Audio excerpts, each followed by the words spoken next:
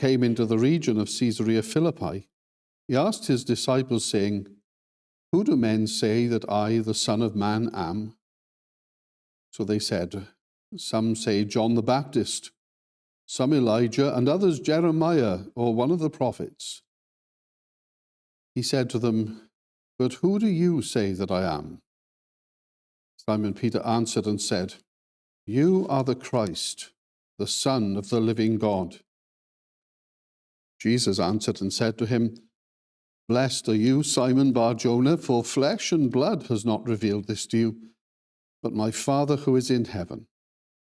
And I also say to you that you are Peter, and on this rock I will build my church, and the gates of Hades shall not prevail against it. And I will give you the keys of the kingdom of heaven, and whatever you bind on earth will be bound in heaven, and whatever you loose on earth will be loosed in heaven." Then he commanded his disciples that they should tell no one that he was Jesus the Christ. From that time, Jesus began to show his disciples that he must go to Jerusalem and suffer many things from the elders and chief priests and scribes, and be killed, and be raised the third day. Then Peter took him aside and began to rebuke him, saying, "Far be it from you, Lord, this shall not happen to you." But he turned and said to Peter, "Get behind me, Satan. You are an offense to me. You are not mindful of the things of God, but the things of men." Then Jesus said to his disciples, "If anyone desires to come after me, let him deny himself and take up his cross and follow me. For whoever desires to save his life will lose it, but whoever loses his life for my sake will find it.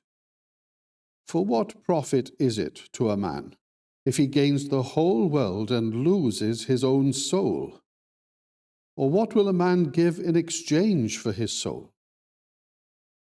For the Son of Man will come in the glory of his Father with his angels, and then he will reward each according to his works. Surely I say to you, there are some standing here who shall not taste death till they see the Son of Man coming in his kingdom." Now after 6 days, Jesus took Peter, James, and John, his brother, led them up on a high mountain by themselves, and he was transfigured before them. His face shone like the sun, and his clothes became as white as the light. And behold, Moses and Elijah appeared to them, talking with him. Then Peter answered and said to Jesus, "Lord, it is good for us to be here. If you wish, let us make here 3 tabernacles, one for you, one for Moses, and one for Elijah."